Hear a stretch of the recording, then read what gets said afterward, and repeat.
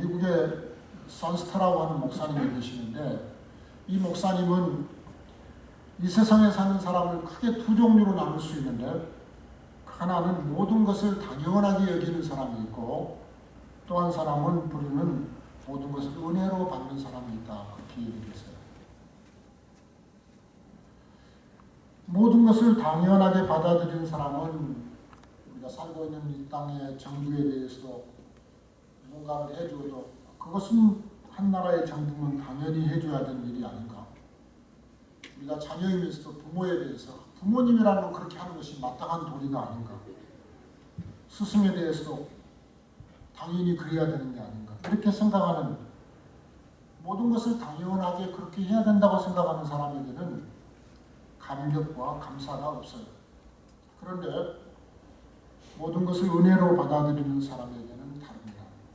내가 산다는 것 자체가 하나님의 은혜입니다. 내 호흡이 멎지 않고 계속되는 것이 하나님의 은혜입니다. 내 심장이 계속 박동하는 것도 하나님의 은혜입니다. 내 삶이 전적으로 하나님의 은혜입니다. 그렇게 하나님의 은혜로 받는 사람에게는 감사가 아닌 것이 없어요.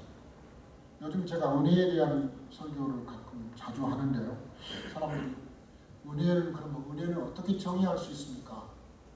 그렇게 어렵지도 않고 그렇게 쉬운 말이에요. 우리가 많이 쓰는 말입니다. 은혜를 어떻게 정의하는가요? 은혜의 뜻은 이렇습니다. 내가 받을 수 없는 것을 받은 것이 은혜예요. 받을 자격이 없음에도 불구하고 주신 것이 은혜예요. 은혜하고 아주 가까운 말 중에 긍휼과 자비가 있는데, 긍휼과 자비는 내가 받아야 할 마땅한 것을 받지 않도록 면제해 주신 것이 이 자비고 긍휼이에요. 그래서 그레이스와 머시의 차이는, 물론 성경에 보면 같이 쓰이는 경우도 있습니다만, 그레이스는 내가 받을 자격이 없어요. 하나님의 자녀들 자격이 없는데도, 자녀된 자격이 없는데도, 구원의 은총을 누릴 만한 자격이 없는데도 하나님이 내게 베푸신 것 다 은혜예요. 내 지은 죄가로 인해서 마땅히 받아야 할 형벌을 면제시켜 주신 것이, 그게 바로 자비와 긍휼이에요. 마땅히 그 대가를 치러야 되는데 하나님이 면제해 주셨어요.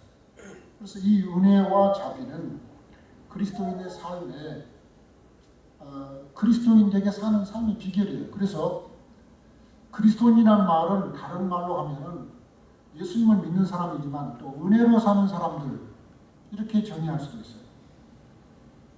우리는 과연 은혜로 살고 있습니까? 만약에 우리가 은혜로 살고 있지 않다면 우리는 그리스도인으로서 잘못 살고 있는 겁니다. 다른 무엇을 했냐 안 했느냐를 떠나서 내 삶의 모든 것을 내가 은혜로 받아들이고 은혜로 살면 그게 그리스도인의 삶의 비결입니다. 우리의 조국에 대해서도 감사하고, 교회에 대해서도 감사하고, 가정에 대해서도 감사하고, 부모님에 대해서도 감사하고. 하나님이 우리의 조국을 어떻게 지켜주셨습니까? 한국 현대사를 보면 한국이 1945년 광복이 될 때 한국이 광복군을 만들어가지고 전쟁에서 이겨서 우리가 광복이 됐나요? 하나님이 어느 날 우리 조국 2차 대전이 끝나고 해방되도록 해주셨잖아요. 6.25 전쟁만 해도 그렇죠.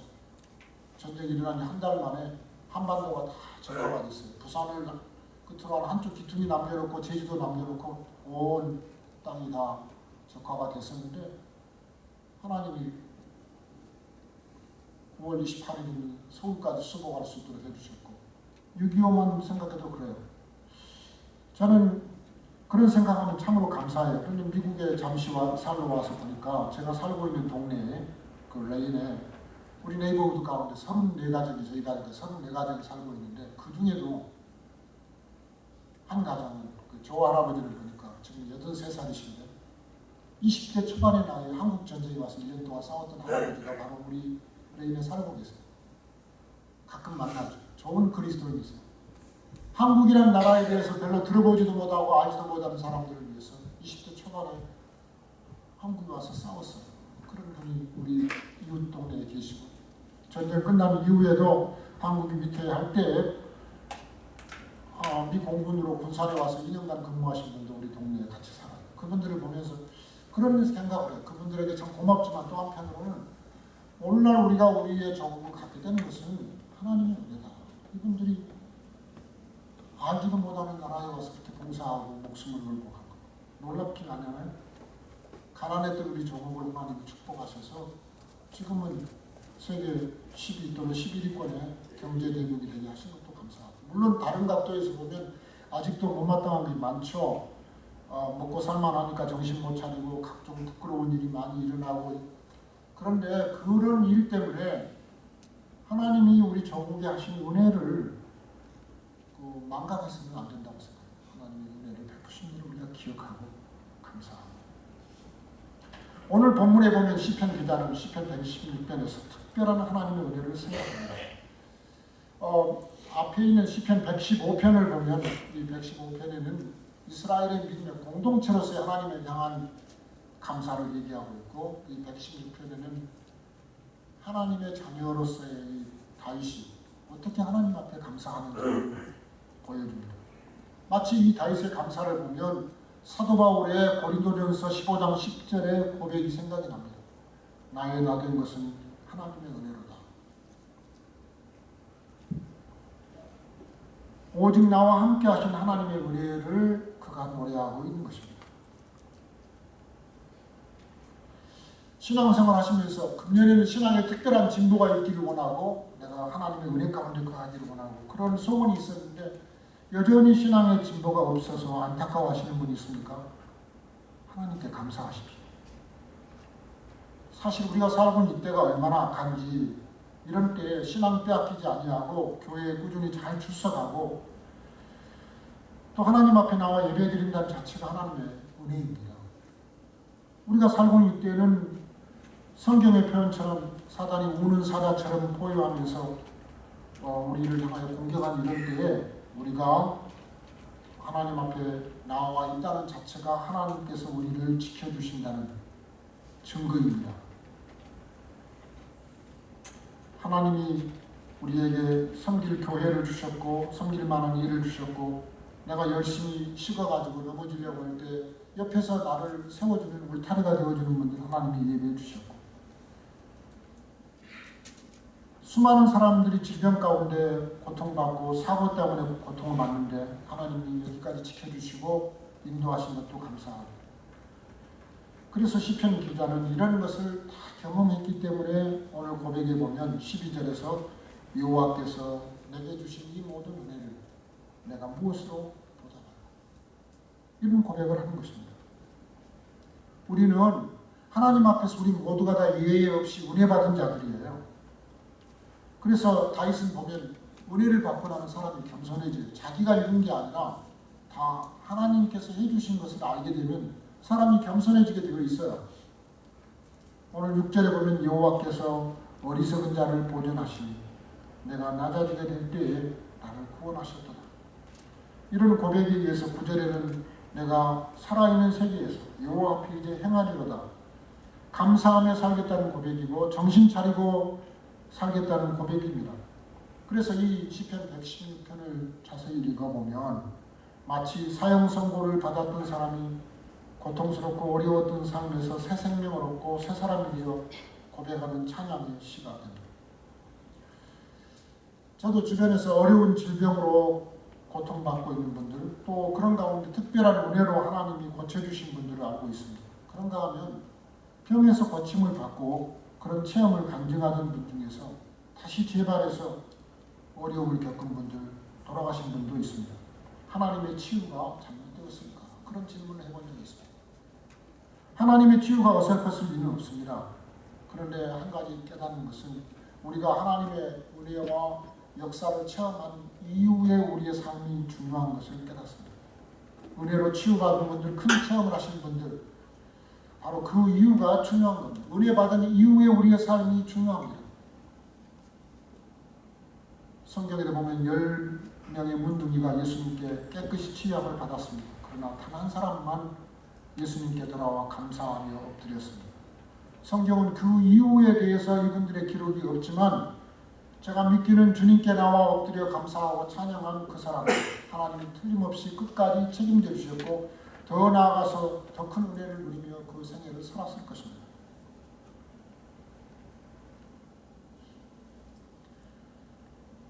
이 다윗의 고백에 보면 다윗은 큰 은혜뿐만 아니라 평범한 은혜에 대해서도 기억하고 하나님 앞에 고백합니다.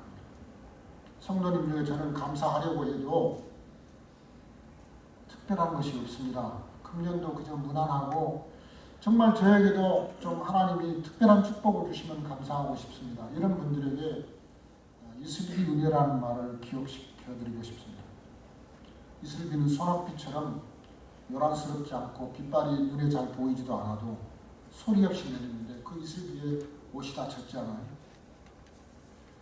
이슬비 때문에 땅이 파이고 홍수가 나고 폭우 피해를 입었다는 소식을 들은 적이 없습니다. 우리의 삶에서 잔잔하게 조용하게 평범한 가운데 하나님의 은혜가 임하는 것을 믿으시기를 바랍니다. 그리고 그걸 감상할 줄 아는 성도가 되시기를 바랍니다. 이렇게 평범한 삶에서 주님의 은혜를 깨닫고 감사하는 사람은요, 자기 인생에 부가가치를 부여하는 사람입니다. 인생에 우리의 삶에 어떻게 밸류 에딩을 하나요? 평범한 작은 일에 감사하고 그 감사를 심으면 우리 인생의 가치가 하나님이 보시는 가치가 그 세상에서의 가치가 밸류 에딩 되는 거예요.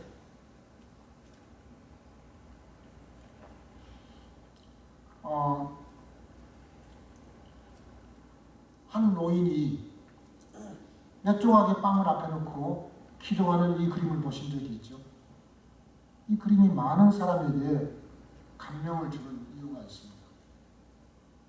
이 그림을 잘 관찰해 보면 안경을 벗어서 옆에 놓고 주변의 환경이나 그걸 보면 특별히 보잘것없는 좀 초라한 삶을 사는 할아버지이지만 어쩌면 좀 궁색하게 느껴지지만 이 그림이 감동을 주는 것은 평범한 삶에서 드리는 감사가 잘 나타나 있기 때문입니다.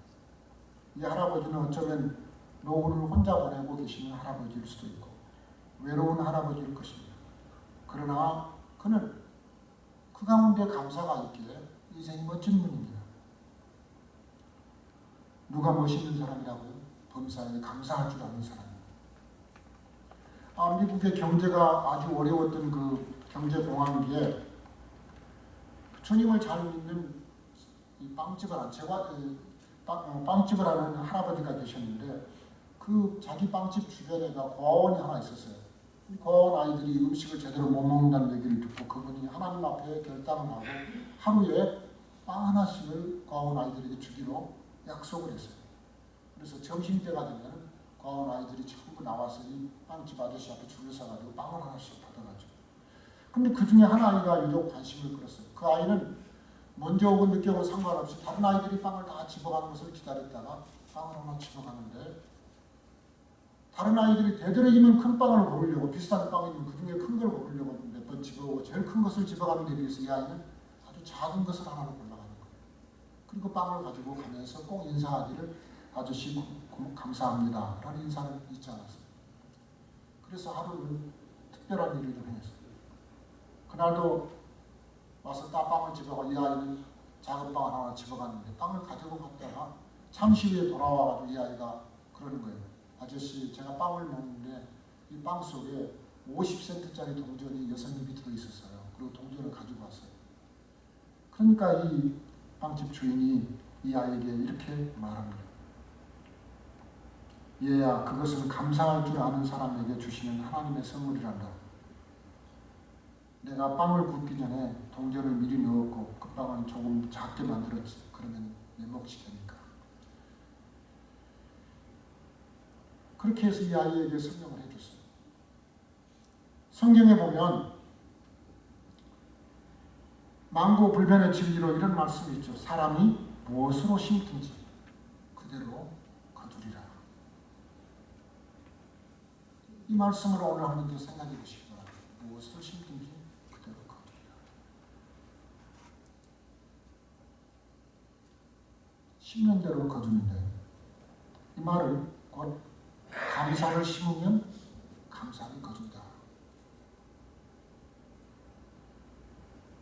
이 말씀은요, 지금 우리 교회가 기도하면서 아주 중요한 일을 하고 있는 목회자 청빙에도 해당된다고 믿습니다. 담임 목회자를 결정하는 과정에서 은혜 가운데 거하고 감사를 심으면 목사님 부임하신 이후에 감사할 일이 더 많을 것입니다. 우리가 감사함으로 은혜 가운데 하지 아니하면 무엇을 거둘 수 있을까요?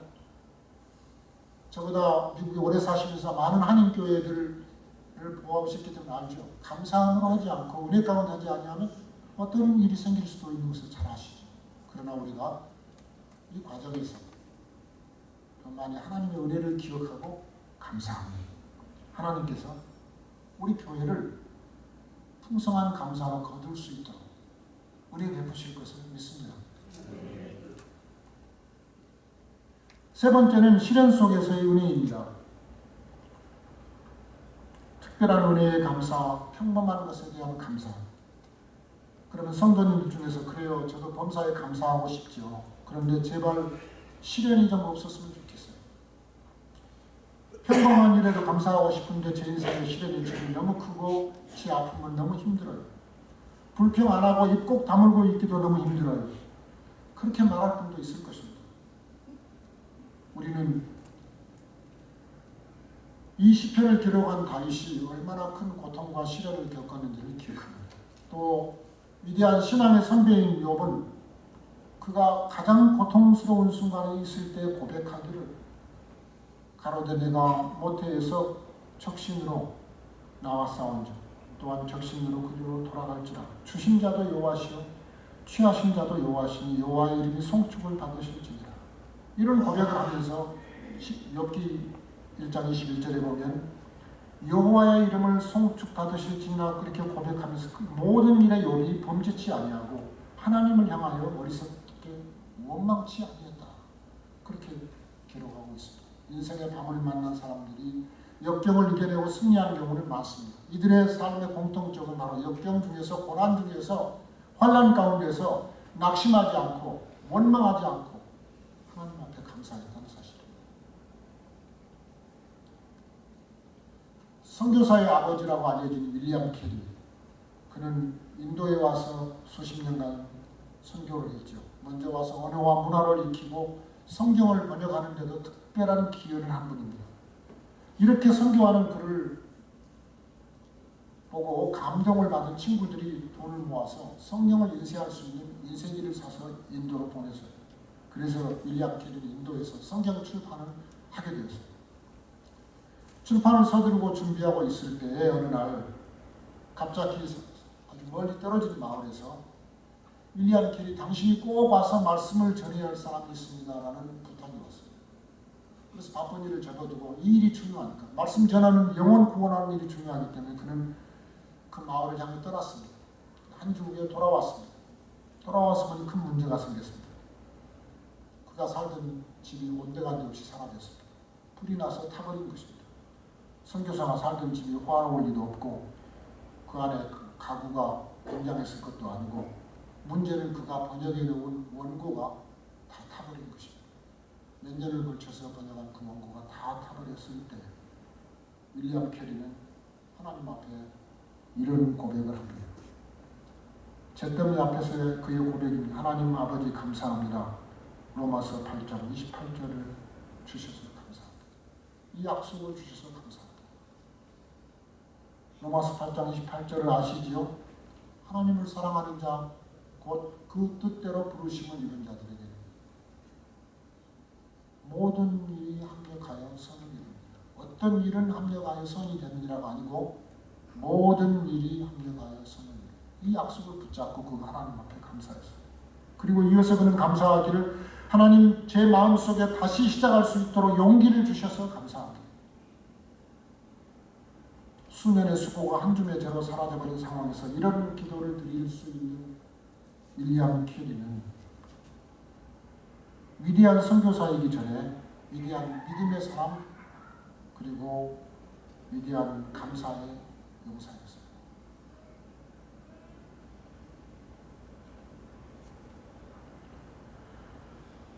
하나님이 우리에게 베푸신 모든 일 돌아보면서 그 은혜를 지금 이 시간에 인정하십니까? 우리의 삶에는 특별한 은혜도 있고 특별하진 않지만 평범한 가운데 하나님이 주신 은혜가 있습니다. 그런가 하면 시련 가운데 임하는 하나님의 은혜가 있습니다. 그래서 시편 기자처럼 우리가 그걸 인정한다면 한번 같이 고백해 보십시오. 따라서 한번 하시겠어요? 여호와께서 내게 주신 은혜를 무엇으로 보답할까? 이것이 꼭 다윗의 고백이어야만 되겠습니까? 우리의 고백이 되기를 원합니다. 여호와께서 내게 베푸신 모든 은혜를 내가 무엇으로 보답할까? 근데 이 은혜를 보답하는 길은 그렇게 복잡하지고 어렵지가 않습니다. 천천의 희생 제물보다도 아주 많은 금액의 헌금보다도 간단하게 하나님을 기쁘시게 하는 방법이 있는데 그것은 바로 감사하는 것입니다. 하나님 감사합니다.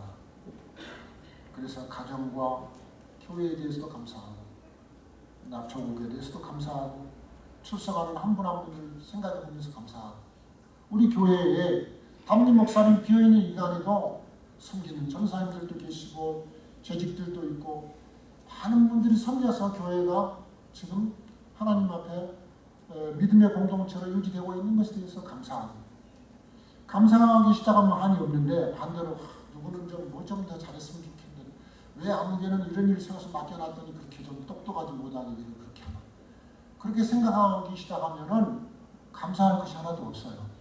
그러나 마음을 바꾸어서 돌이켜보면 감사할 일이 너무너무 많아요. 오늘날 교회 안에서 흔히 범하는 실수가 뭔지 아세요? 성도들이 적과 아군을 잠시 혼동한다는 사실이에요. 잠시 혼동해가지고 근데 일은 위에 보면 복잡해져요.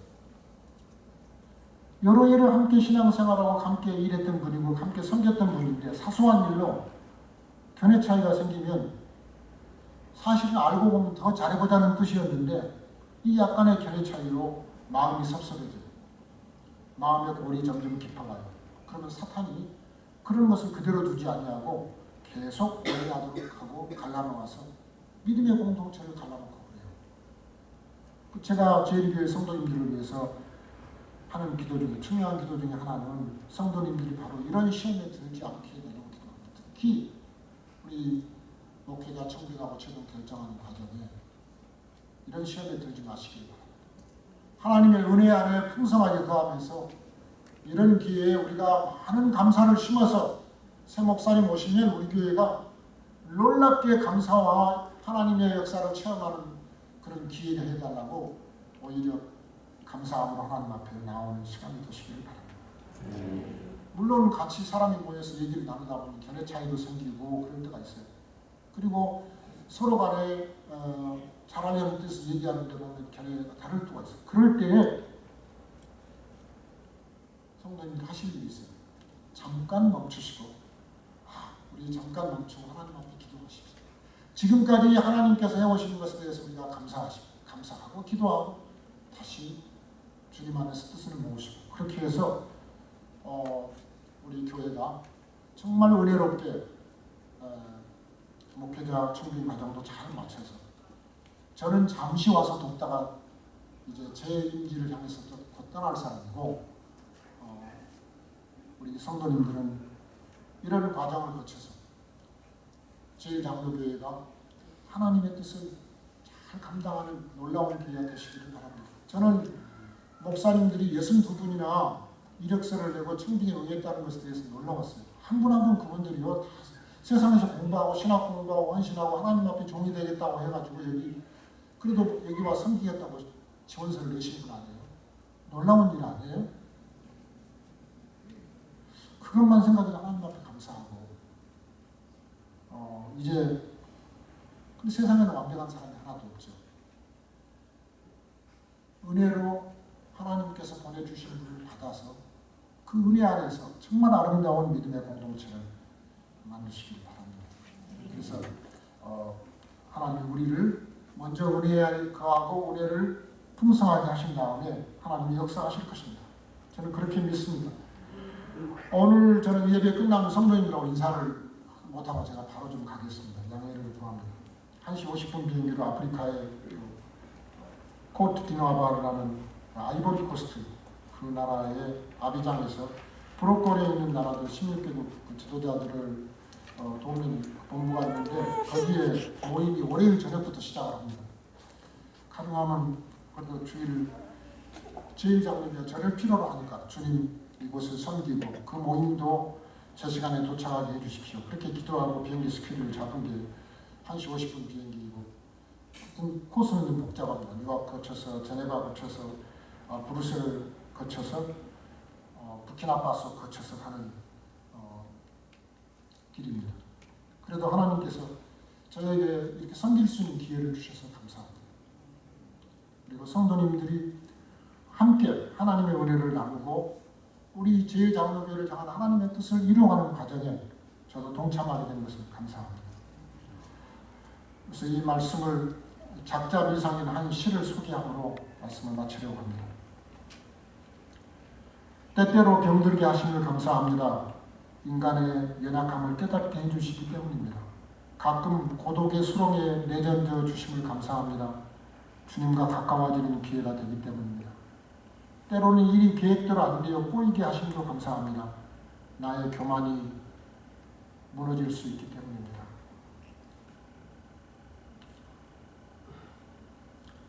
아들, 딸이 걱정거리가 되게 하시고 아내와 남편이 미워질 때가 있게 하시고 부모와 동기가 짐으로 느껴질 때가 있게 하시면 감사합니다.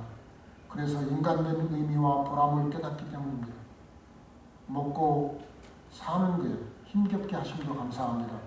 눈물로 빵을 먹은 심정을 이해할 수 있기 때문입니다. 불의와 부정이 득세하는 시대를 살게 하심도 감사합니다. 하나님의 의를 더욱 사모하게 하셨기 때문입니다.